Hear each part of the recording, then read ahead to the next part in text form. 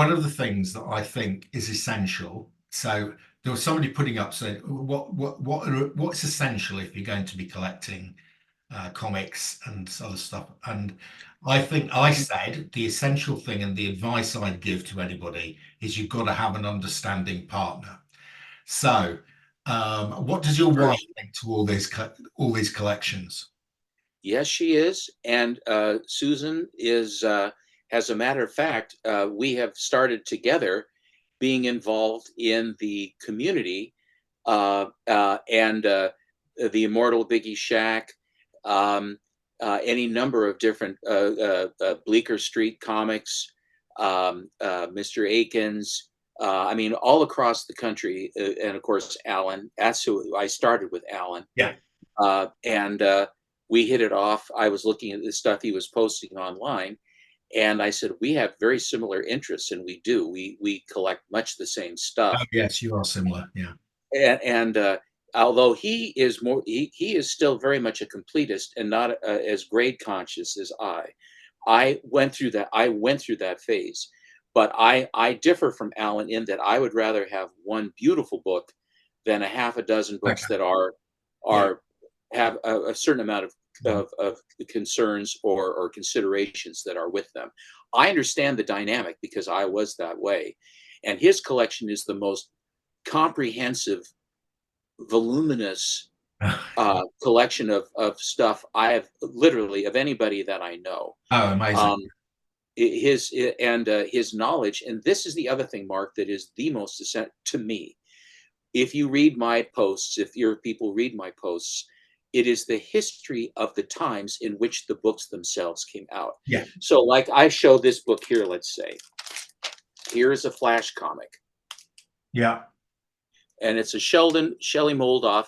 Sheldon Moldoff did the cover, and he did Hawkman. He was a big artist for Hawkman, and one of the stable of very very fine artists I that mean, were that at is the almost Picasso-like. his yes, well, he has his perspective, his proportions, the way he drew the head mask and the beak, and also how he would draw his wings, or the wings for it, are very very distinctive. Yeah, very. Okay, so this book came out in July of 1944.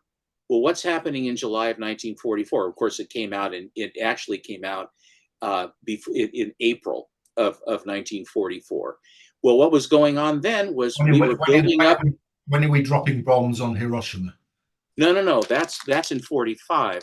Right. Uh, in 44, we were just getting ready to have the D-Day invasion That's right. from Britain Yeah. to Normandy, Operation Overlord. So the kid that got this book is reading it. He's reading this book on his living room floor, and he's listening to a Superman episode of the Superman serial on the radio, and they break in. He's reading this, and he says, "Our troops have landed on Normandy." Yeah. I mean, and Mark, how surreal is that? Yeah. Yeah. And people, when you go to a movie, you suspend your disbelief. Yeah. And what I do is I try to put for example, I try to put myself in the history. What am I seeing? What are the cars? I was a car collector for a while too. I got over that. I had my best car was an Aston Martin DB5, Ooh, nice. and I had in 1964, and I ended up selling it for.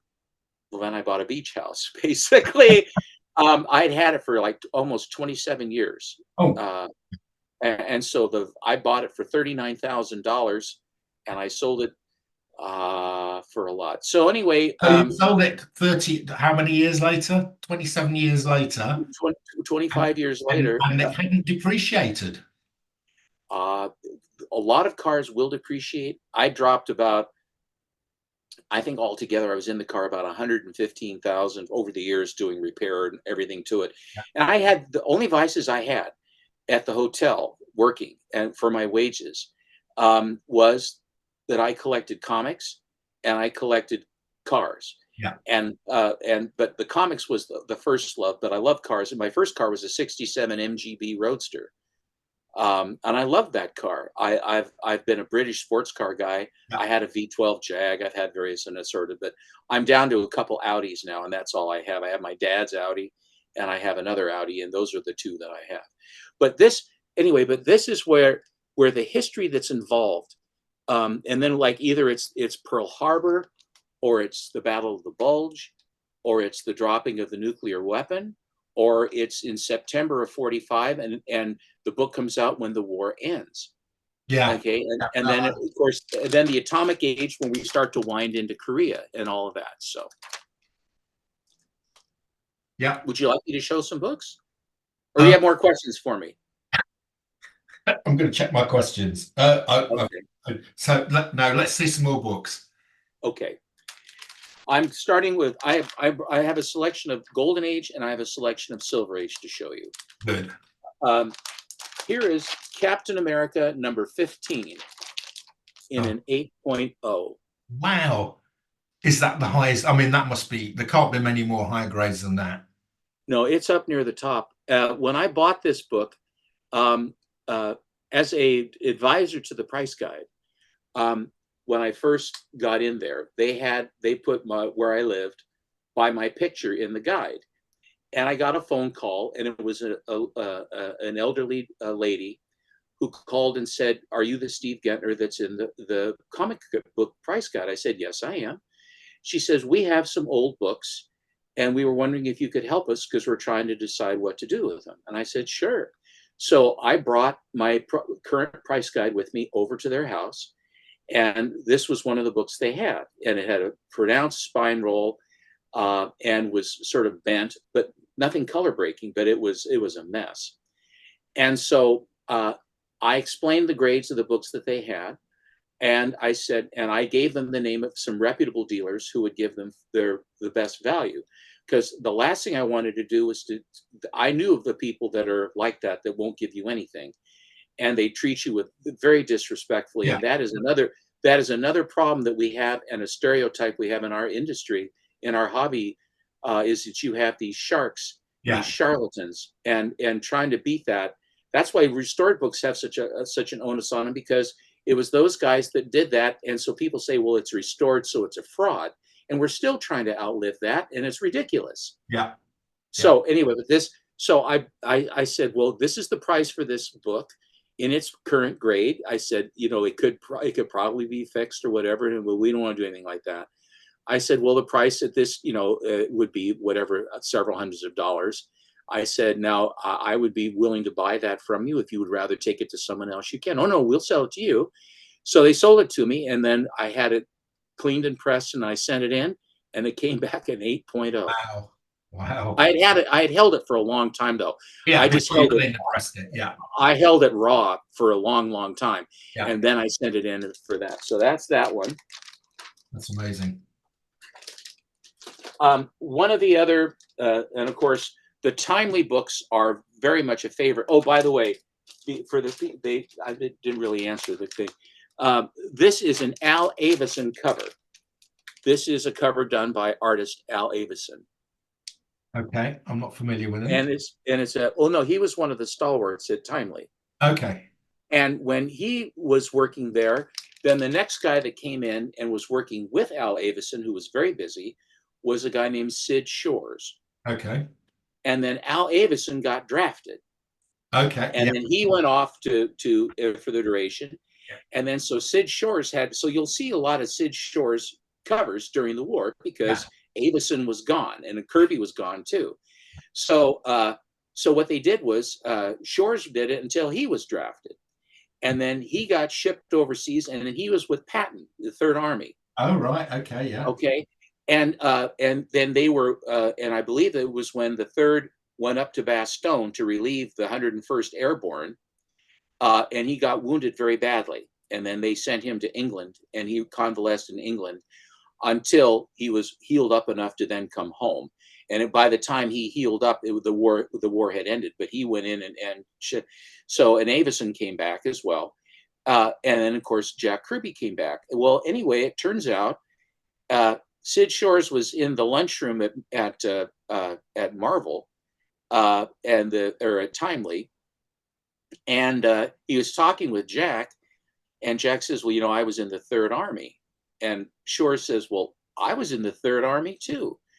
He says, "What unit?" And it turned out that they were in the exact same unit and they had never met one another.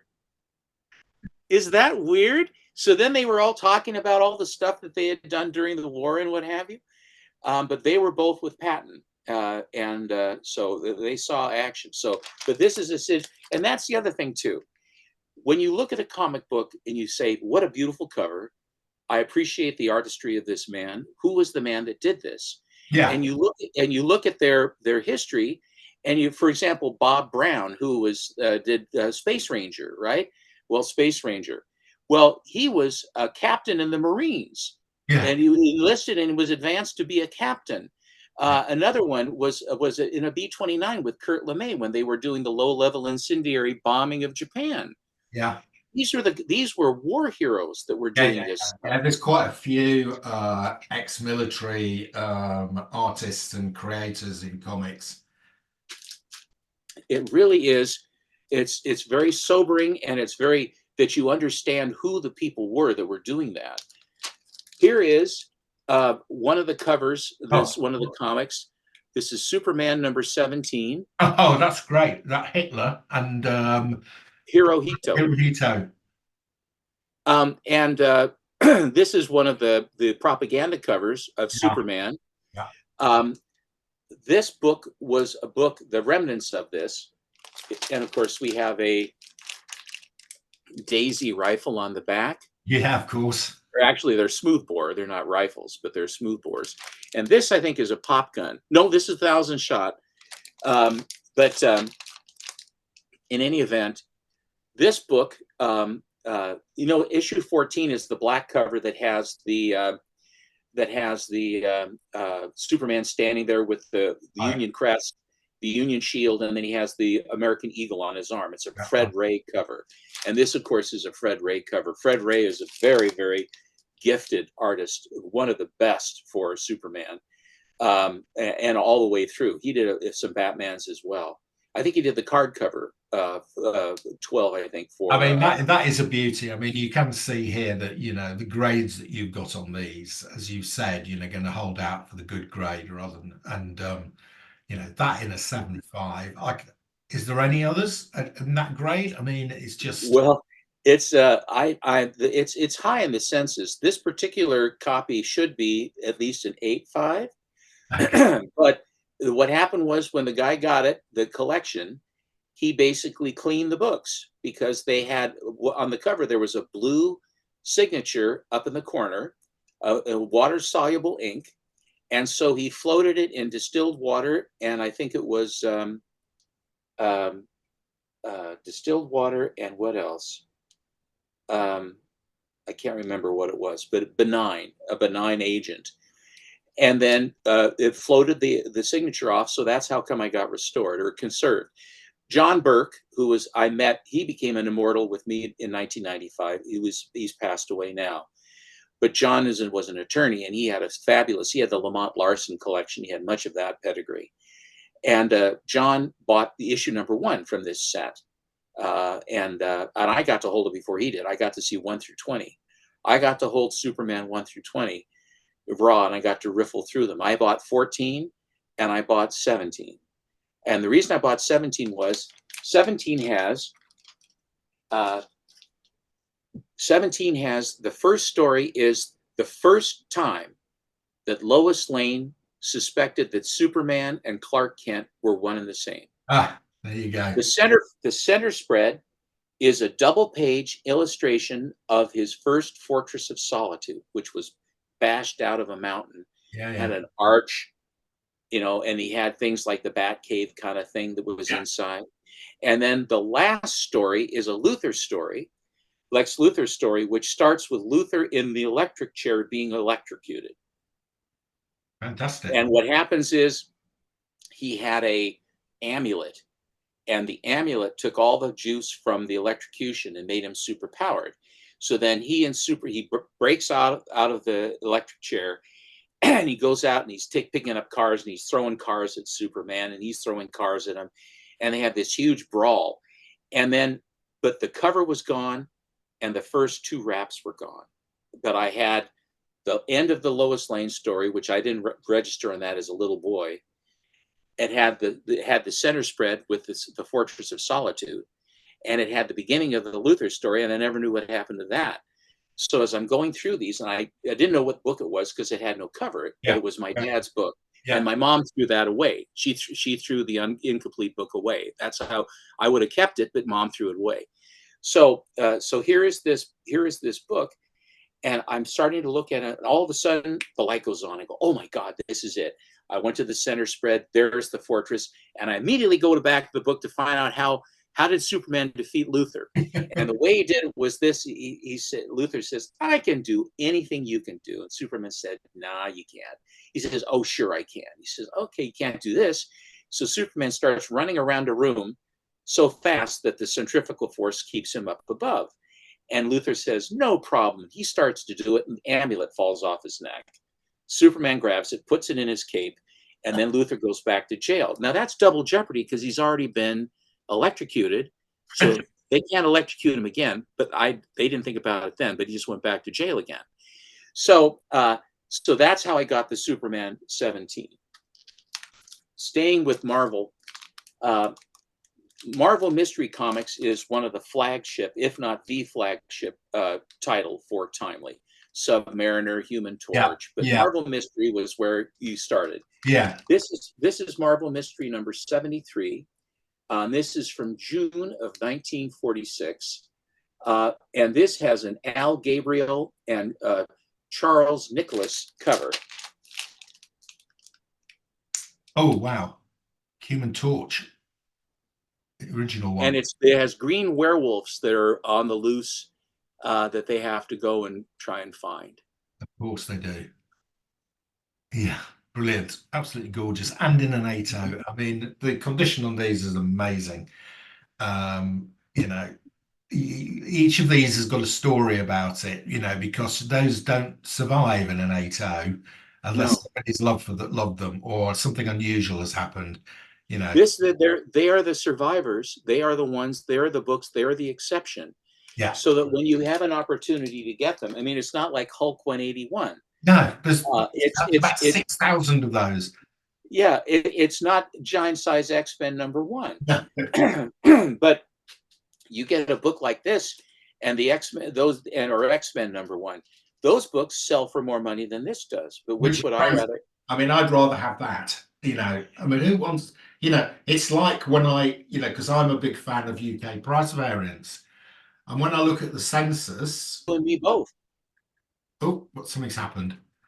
Unstable network connection.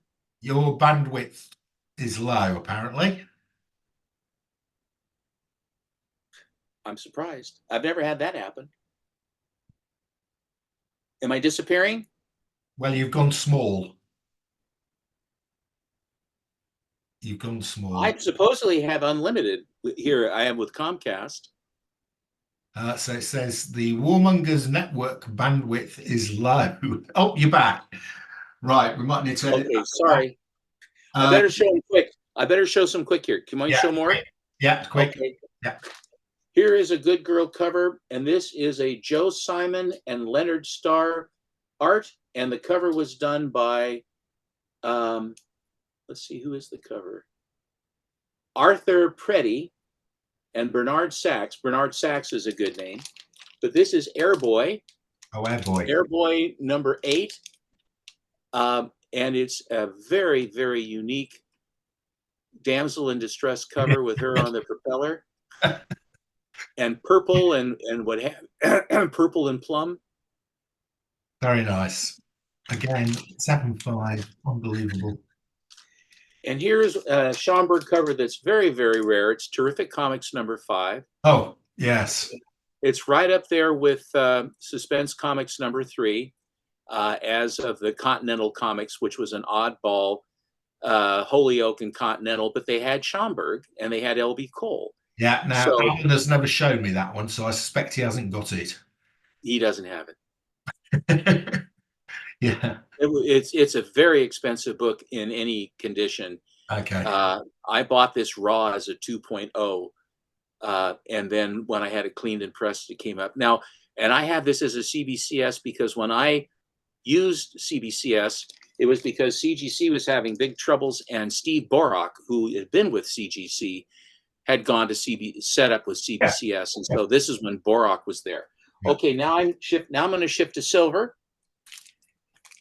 and here's the first Oh, group. there you go. First group, 7-0. Nice. Very nice. I do like that book. Yeah. Yeah. I've got a low grade raw copy of that.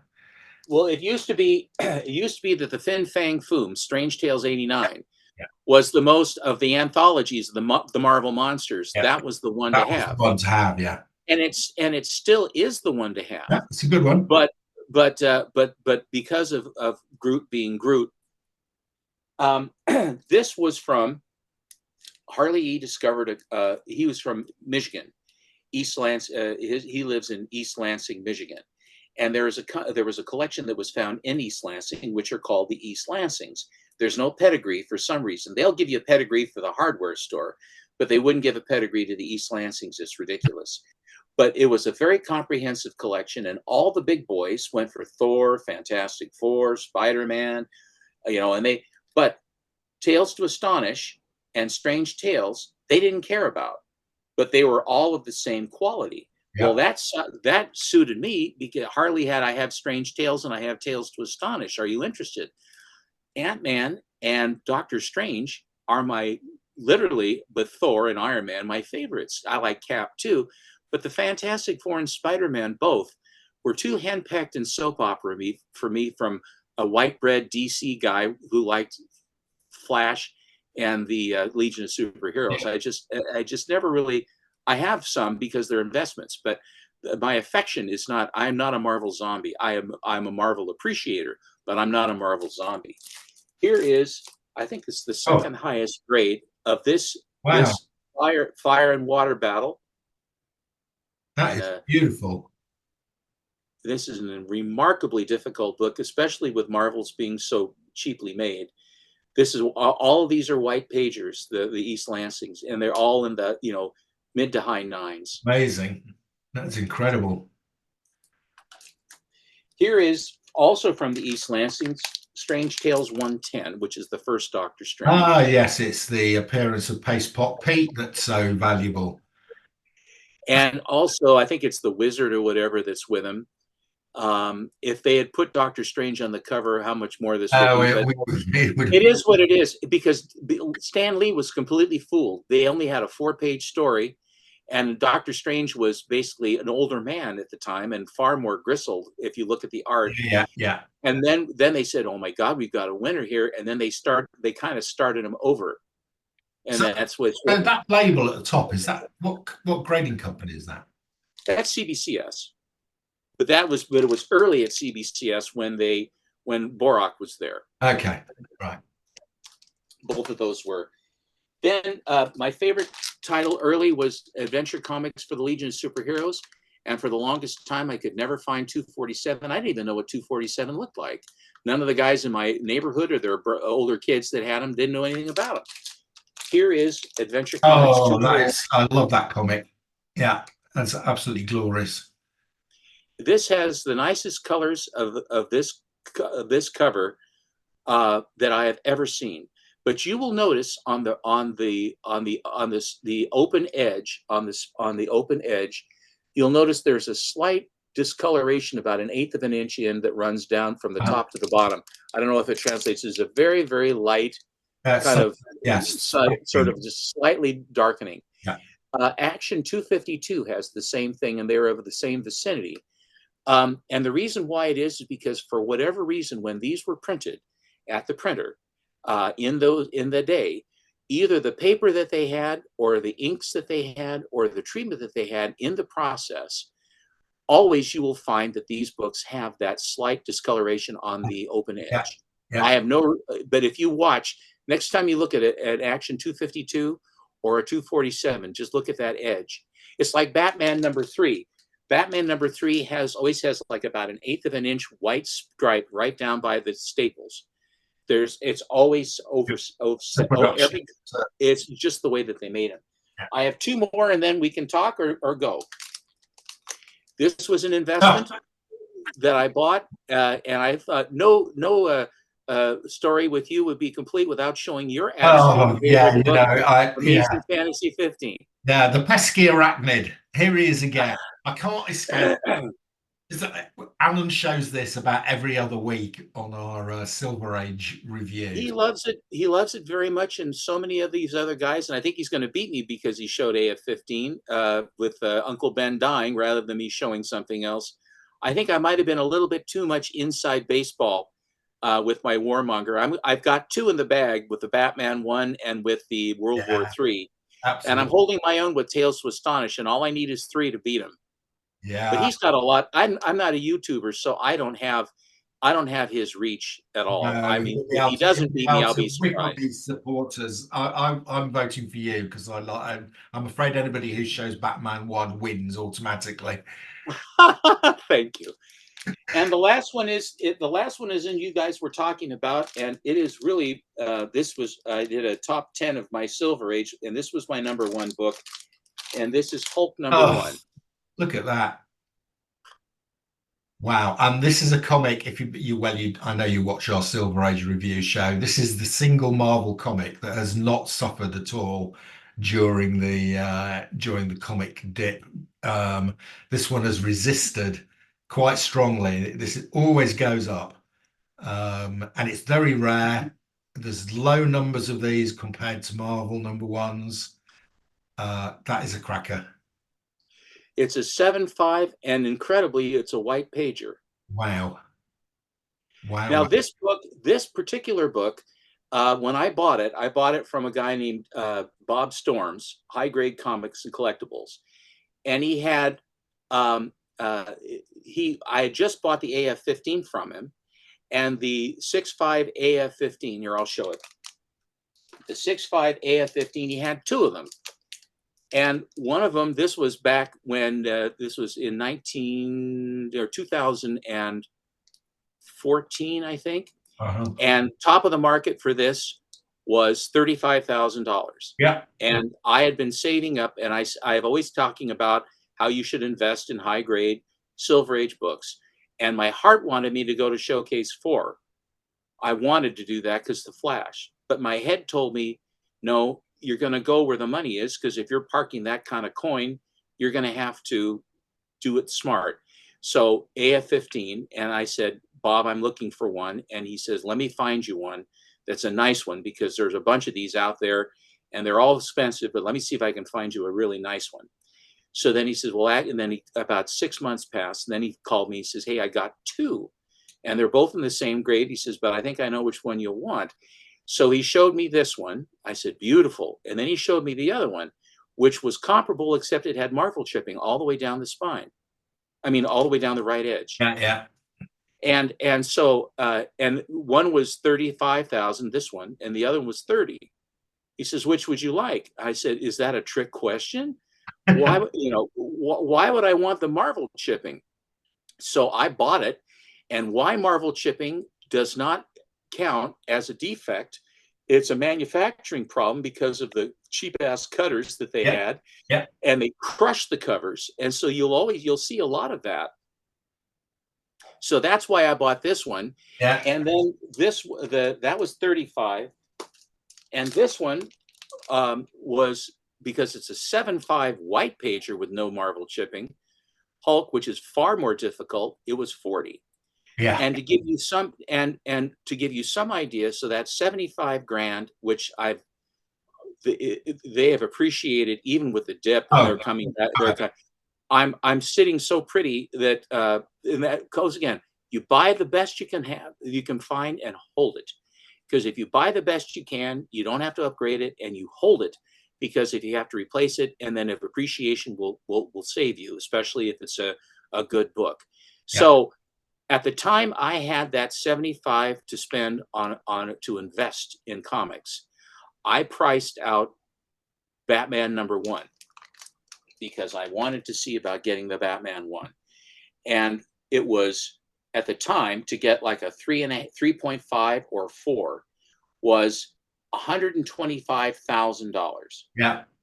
to get the one. And I could not swing that. No. And then the Bunky brothers, who was an outfit that they are sellers, very nice guys, very, very nice guys. Um, uh, they bought a Batman, I think 353 at the same time I did. And it was 100, it wasn't 120,000, it was $137,500. So it was actually more than what the guy was, because they basically were seeking that.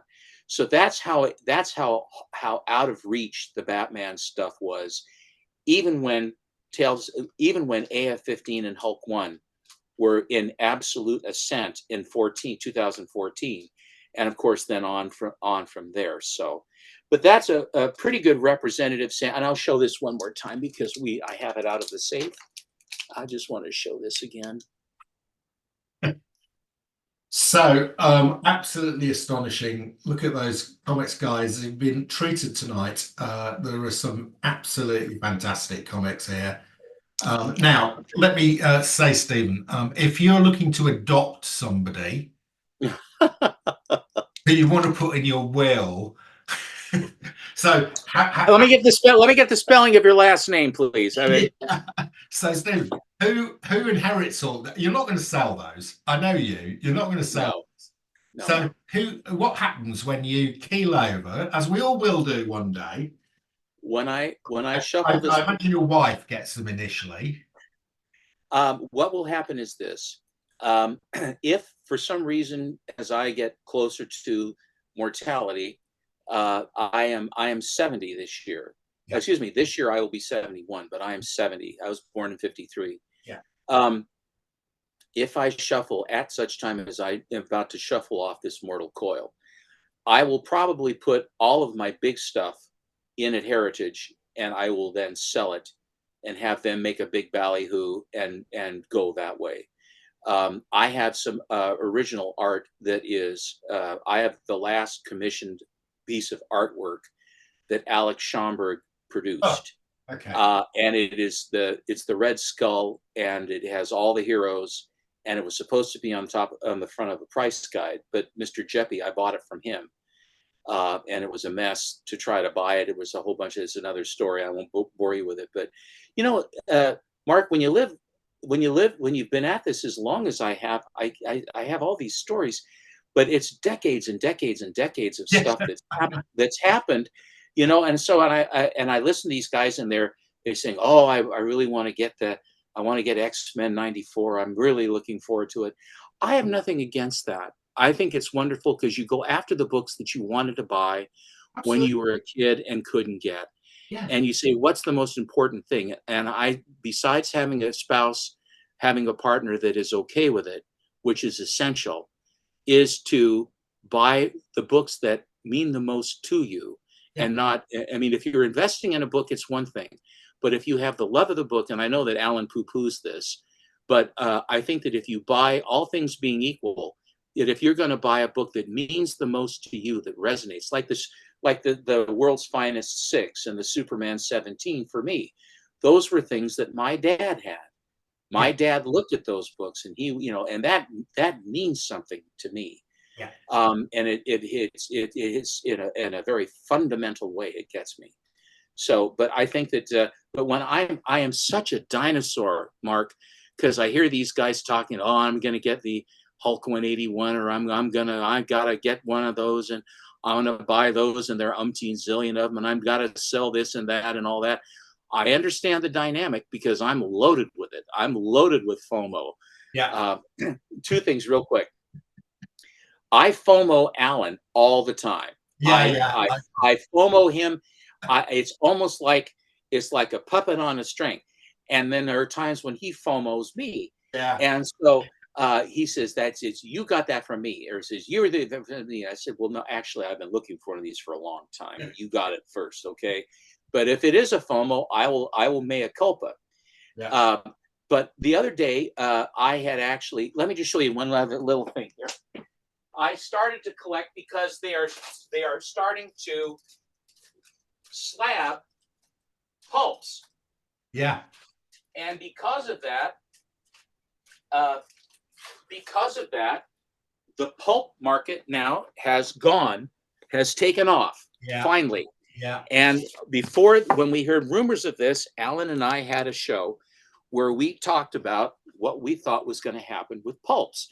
And the answer is that there is no way in a collectibles market that when the books can be graded, assessed, quantified, commodified, and protected in a slab, that makes them more liquid and more of a commodity. Yeah. And once you've commodified it, like what books were commodified, people can buy a book with confidence, or a pulp or anything else in a slab, from Florida to the United States. I mean, from Florida to Canada, from Canada to the UK, that you don't have to say some subjective thing where some dealer says it's a fine and you get the book and it's a 4. You say, dude, this is a 4. No, it's a 6.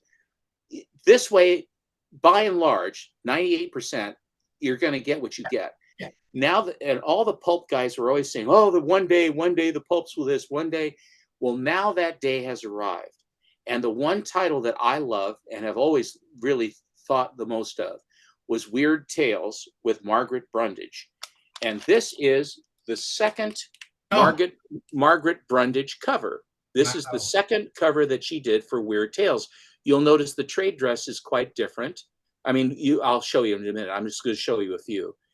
And what I did was I went to my comic shop, because they always will sell on the basis of selling it a half a grade to 3/4 or so of a grade, or a full grade lower. Yeah. They will undergrade to make sure there's always satisfaction. And their volume is high, and they sell a lot of stuff, and they meet expectations, and they generate goodwill. Yeah. And all of those things in business are essential. Very important. And so with that, that's what this. So what I did was I went through their listings, and I went through, and they had a lot of these were old prices, and I bought a whole bunch of pulps. I bought a dozen, so 20 some pulps, which scratches the itch. They're all raw, but they are candidates certainly to be slabbed at some point. I'm going to let the slabbing go on for a while before I worry about doing anything. And there's one pulp in particular that is considered the pulp to have. It's the AF-15 of pulps. It's the Marvel. It's the Action Comics #1 of pulps at this point. And I actually have one of them. So that's that one. This is a little bit later on. Again, these are signed Margaret Brundage covers. Wow. But the artwork, and you'll see how the trade dress now has changed to that is the trade dress that is generally what you will see. With. I've got a few Weird Tales because I've been picking these up as well. Smart man. So yeah. This is ones, but this okay. One more, and then I'll show you the showstopper. This one is just a very unique looking, strange looking, I mean, wonderful cover with the frail. They are fantastic. And the quality of the paper is even worse. Oh, it's just, they can't be cleaned. They can't be pressed. You do any of that, they'll explode. And they're lucky to actually be dusty relics that they are from 1935, 1936, pre-Action 1, which is in 38. Yeah. June of 38. So, but the survival rate is so low. I mean, but we don't know. And that's the other thing about the slabbing. A census will start. Yeah, we have no idea. We have no idea how many of these are up.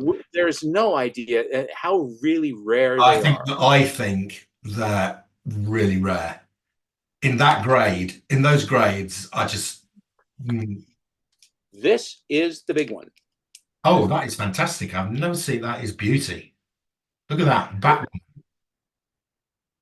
This one is the Bat Lady, Brundage, and she has that sort of Etruscan hand configuration with the bat hat, and the amount of detail, how the nose was painted. Yeah. And the thing about this is another Margaret Brundage cover, but this gal is stacked. But my eye, I mean, something's wrong with it. My eye always goes to her face with this. So I never really look at her. No, I agree. My eye went immediately to the face. Yeah, but that's the type of guy I am. I'm not. Yeah, I know the kind of guy you are. Well, These are anyway, amazing. if you have any other questions or whatever, or however you want to go, So I've enjoyed this very much. we've been running for about an hour and a half, nearly 2 hours. So I'm going to have to split this video up into half-hour chunks because my viewers can't pay attention for longer than 30 minutes. I So understand. I'm It's a gonna lot to take in. It's a lot to take in. I'm gonna split this up into 3 or 4 videos in bite-sized chunks. We'll probably put the bit about not comic collecting stuff as a separate video because then the comic people don't have to sit through and listen about watches and dinky cars and stuff. Very And good. yeah, so I will probably edit this into 3 or 4 videos, which I'll spread across 3 or 4 weeks. But that's been Very good. fantastic, fantastic, Stephen. You are a wealth of information about the comic industry. The stuff that you're coming out with is archive quality material.